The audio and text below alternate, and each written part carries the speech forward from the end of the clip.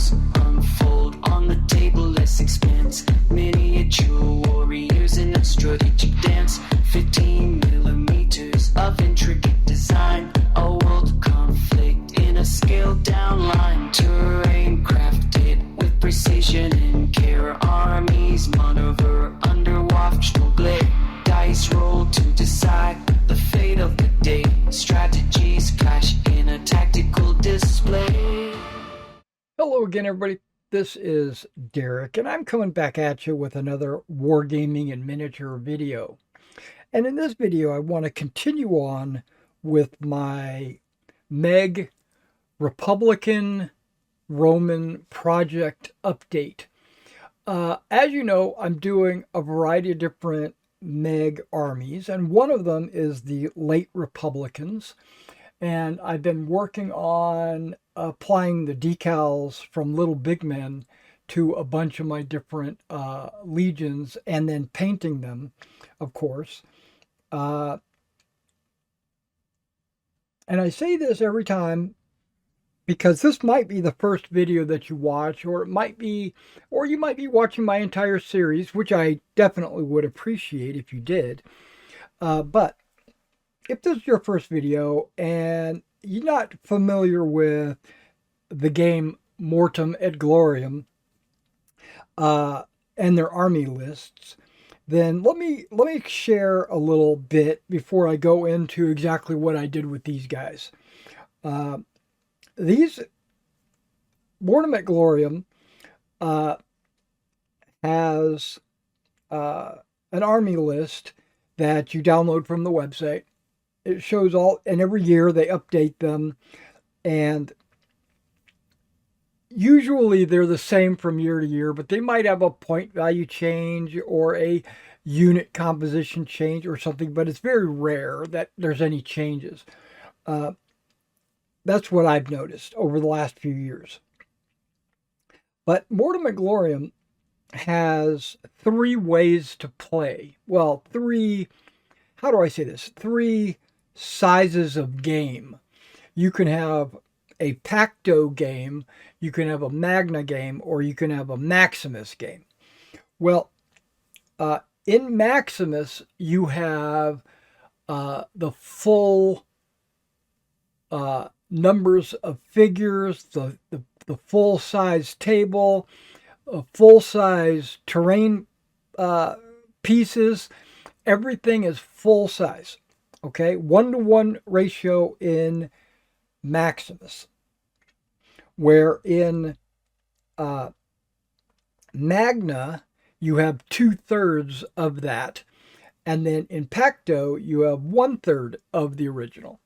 So you have a very small armies and small battlefield and small terrain pieces when you're playing a Pacto game. So it's very transportable. You don't need a lot of figures, and you can your terrain doesn't take up a bunch of space, and you could even have like pre-made tables because they're only like 3 foot by 3 foot. I think they're even smaller than that. I think they might be 2 by 3 or somewhere in that neighborhood. I don't usually play Pacto because I play usually at home, and I'm not going to tournaments or what have you. So I play Magna, which is the one in the middle. You can get your armies built pretty quickly. The terrain doesn't take up too much space. The table, you can play on a 3x4 table. The games don't take but just a few hours to play each game, so you could have multiple games in an afternoon. Where Magna, or I should say Maximus, takes up the most amount of space, the most amount of figures, the biggest terrain pieces and stuff like that. And for some people, that's really exciting. But for me, not so much.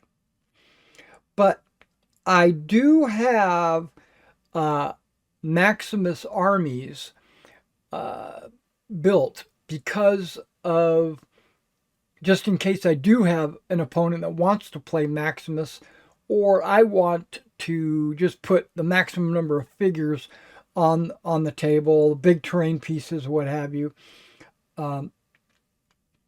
So Maximus Romans, and that's what I'm dealing with here, would be a legion or a unit. They call them a tactical unit.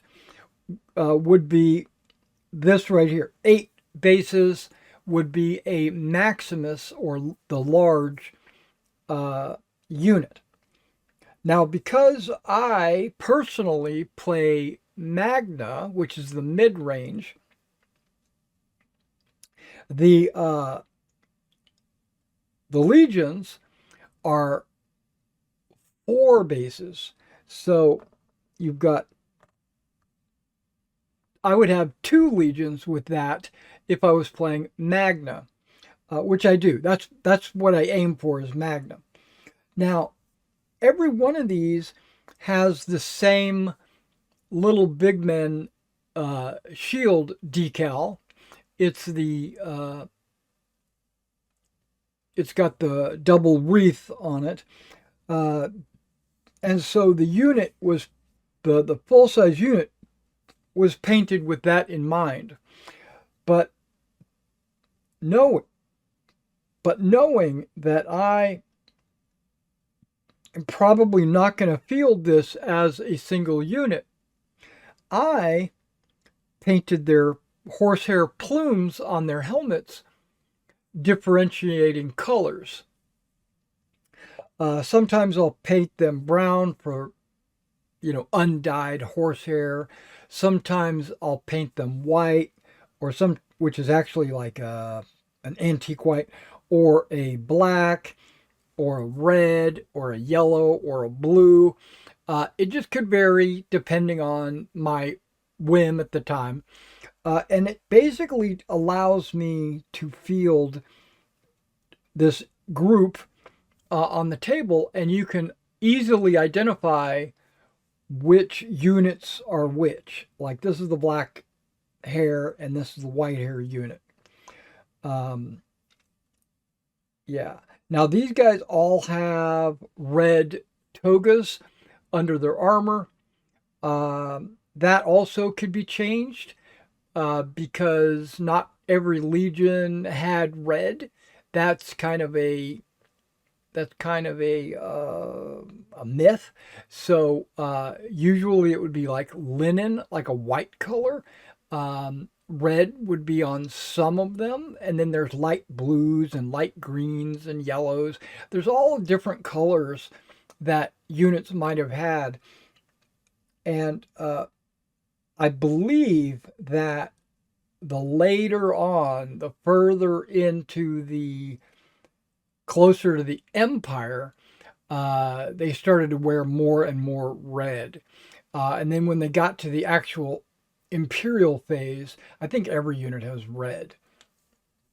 But until then, during the Republican period, I think it was designated by the Legion themselves. Yeah.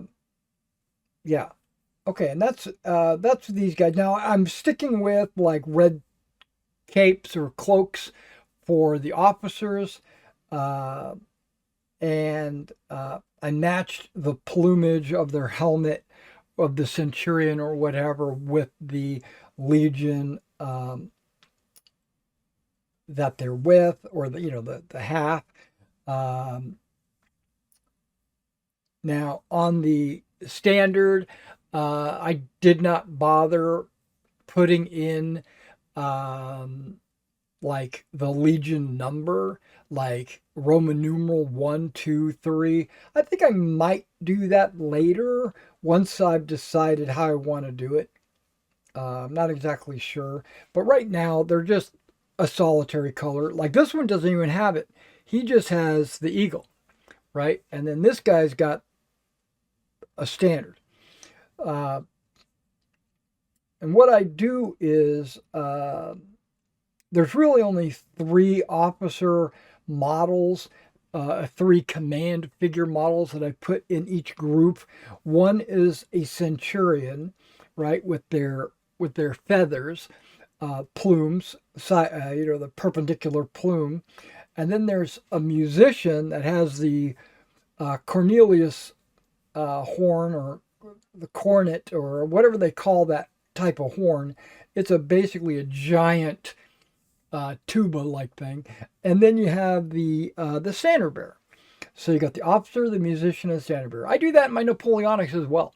You got your officer, you got the drummer, and you got the standard bearers. Yeah. Now I did not put all 6 of them, or all 3 of them, like 2 standards, on the same stand, because I knew that I was going to split them into 2 halves. Okay, so let's talk about the figures. Some of these figures are from the Plastic Soldier Company. They have it's the Cromartie Forge models, and it's namely this standard, or it's the musician and the officer over here. Some of these figures are Blue Moon. Some of these figures are Old Glory. The majority, 90% of them, are Old Glory. But there might be a handful of figures in there that I took from Blue Moon. And there might be a handful of figures that I took from Forged in Battle. So this is a very mixed unit, just because I like having a lot of different variety. And since I was doing about 10 of these full-size units, I basically took all my figures and put them in a big pile, and then cherry-picked the ones that I wanted to put in each of the units. Now, because these are late Republicans, you'll notice that there are 4 figures in the front rank stands, and there are 3 figures on the second rank stands. Those are to help you differentiate that this is a flexible unit where I can do a formation change and put the 3 figure stands in the front. This tells me and my opponent that this whole unit is deployed, or they're spread out. They're fighting. They're not as close, compact. They're not a tight fighting unit. What do they call it? A close unit. They're now considered a loose unit, and loose maneuvers through difficult terrain a lot better than a close unit does. And so by doing this, you can use better cards for your for movement in difficult terrain. But the close unit would have a benefit when fighting in a melee. So there's a trade-off. Now the ground texture, I've decided to return to the Vallejo European mud. I think this one is probably the best mud for a couple of different reasons. I was using, and I still will use, the Micro Mark, just because it has a unique color and a unique texture, and there is a downside to this thick mud, and I'll tell you what the advantages and disadvantages are. The first advantage is it's the right color. It's the color I want. There are so many muds out there, and they're all a variety of different colors. This one, straight out of the bottle, it's the right color. I like that color. That's the main reason why I used this one for so many years. But I've experimented with others as well. The second reason why this is a good mud it's got a lot of unusual textures in it. It has some leafy substance like from a grass, like somebody had mowed their lawn and they took some of those grass uh, fragments and they put them in there. And so when you're putting it on your base, you might actually see these little strings of grass or whatever, uh, which come across when it dries. It comes across as maybe a root or a because it's covered in the brown mud, so it kind of looks like a root or some kind of vegetation or something. So I really like the fact that it does that. It's got this unusual texture, and it's got a lot of little things in it as well. Just not stones, even though I could probably throw a few stones in there. It has it's rough. It's the one of the roughest uh, textures. Almost all the other textures are very smooth, and you have to kind of build them up with layers or uh, use your own application to make them have texture or whatever. Where this, just straight out of the bottle, it has an unusual texture you don't really have to play with. But then there's that one negative reason why I kind of stopped using it for a little while, but I've decided to go back to it uh, because that negative is just not that big of a negative. The negative is when it dries, there's a lot of these like little white dots, almost like sand, because I think they actually do put sand in here to add to the texture.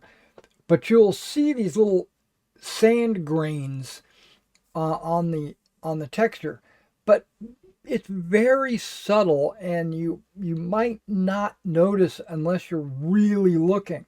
So I kind of don't really count that as a negative. Um, it does not dry super glossy. There is like my dark mud. It actually dries almost like it's a wet mud, like you're walking around in water puddles and stuff like that.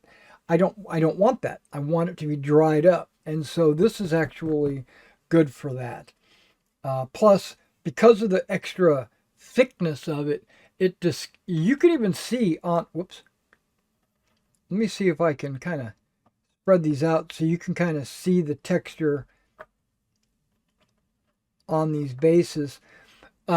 Just take a look at the bases and tell me if you know uh, the figures themselves have bases, and the texture has been able to disguise or uh, eliminate a lot of those. But now some might show through, but almost all of them have been hidden away or uh, made invisible because you can't see their bases. I love that. Um, Now the flock that I used, because I knew I was going to use it very sparingly, in my mind I was thinking about 20-30% of the base I was going to make grass. Well, I wound up putting about 50-60% on there because I just can't help myself.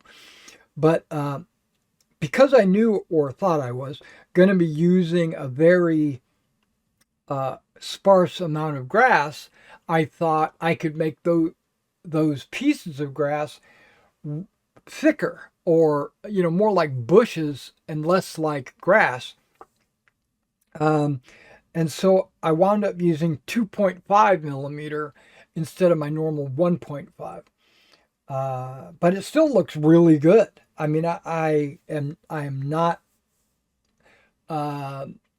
displeased with the effect. So I'm going to continue to try to use 50% or less grass more mud uh, and thicker grass. Now, I could always go in later, and I've considered this, putting a piece of clump foliage on there, or maybe even a tuft, just to give it a little bit more vegetation. But I don't think that's necessary. I honestly, looking at these figures, and remember they fight in units, they're not individuals running around. I don't think they really need tufts. I think the unit, looks just good like that. All right, guys. Well, that was the my newest Roman Legion or two, and I've already started work on another Legion with a blue shield. I've already done their decals, so all I need to do now is paint them. So expect that to be in less than a week, maybe before next weekend. I'll have them done. And if I can do a Legion like this a week, which will get me 2 Legions technically every week, then in about a month I will have my entire Roman army finished. I already have my mid-Republicans like 2/3 of the way finished, and I've already got a Maximus Macedonian and a Maximus Germanic. So if I was to really want to, I could break both the Macedonians and the Germanics into 2 half armies, and I could have like a 2 armies on the table from each faction. Maybe do something like that at a convention. The Germans did actually fight the Macedonians. There was a specific, because the Germanic Gallic, if you think about Hungary and Romania in today, that would have been, believe it or not, the Germanics would have had most of that area. And the Macedonians actually did have northern wars against the barbarians. And I think that'd be really cool, a really cool scenario to play. I'll have to look up some specific battles, but hell, you don't have to do specific battles. You can make stuff up. It can be hypothetical. And that's one good thing about Meg is they even have this.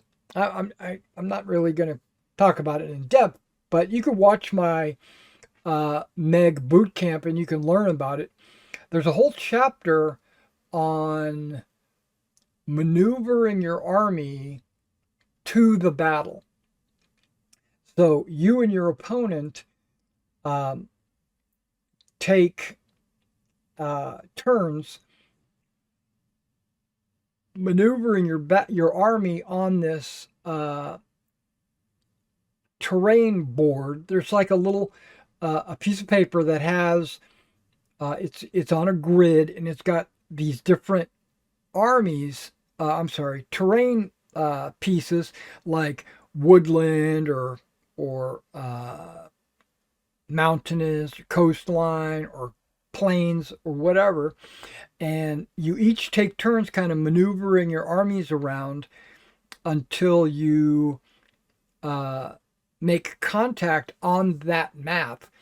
And then that determines where the battle takes place. What I mean by that, it determines where the battle takes place. And then where the battle takes place determines what pieces of terrain you put on the tabletop. I think it's a really unique way to go about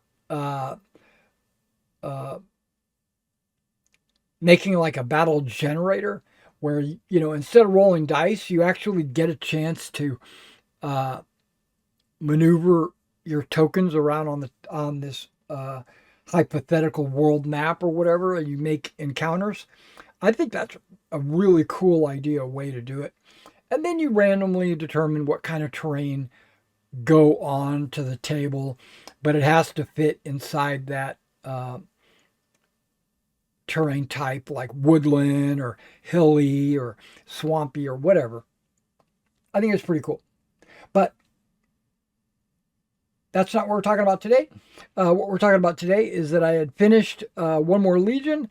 I'm starting a blue Legion, a blue shielded Legion, I should say. And once I get those finished, I'll be displaying those.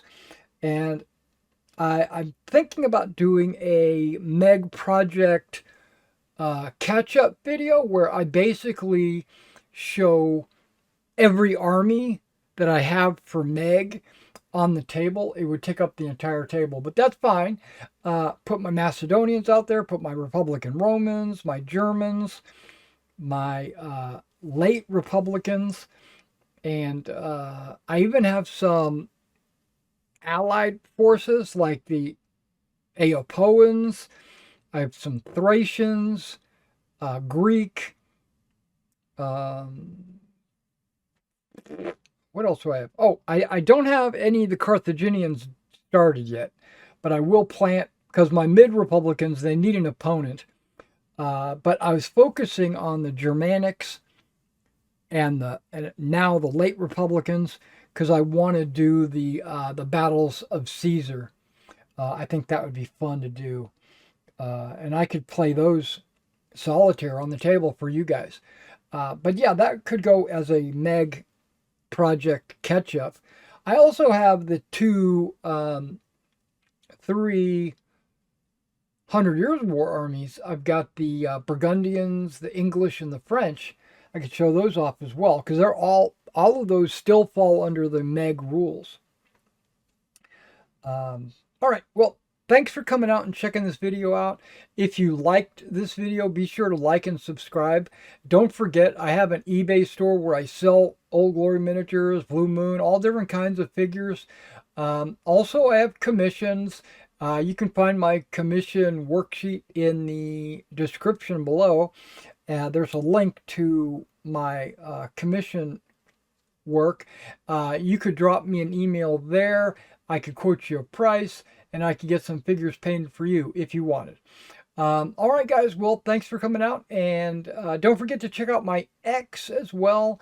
I don't post there as often as I should, but I do post there from time to time. All right, guys. Take care.